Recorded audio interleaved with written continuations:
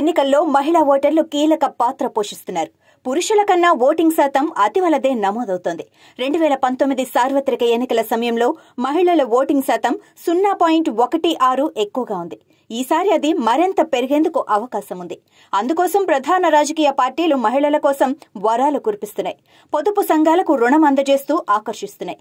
ఒక్క మాటలో చెప్పాలంటే కేంద్రంలో అధికారం చేపట్టే పార్టీకి మహిళా ఓటర్లు వెన్నెముకలా నిలవబోతున్నారు. 2019 సార్వత్రిక ఎన్నికల్లో ఎన్డీఏ కూటమి విజయం సాధించింది. ఆ ఎన్నికల్లో పురుషుల ఓటింగ్ శాతం 67.02% ఉంది. అదే మహిళల ఓటింగ్ 67.18% ఉంది. 0.16% అతివల ఓటింగ్ ఎక్కువగా ఉంది.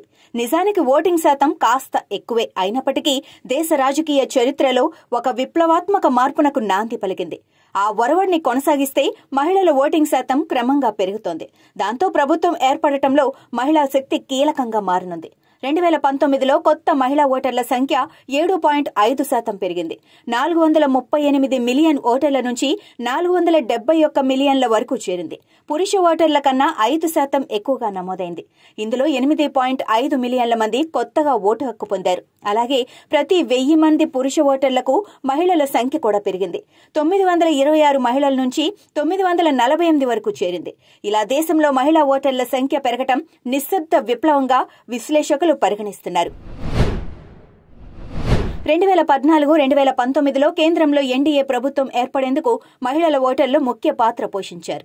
ఈ విషయాన్ని యాక్సెస్ మై ఇండియా సర్వే సంస్థ తెలిపింది. 2019లో బీజేపీకి 66% మహిళలు ఓటు వేశారు.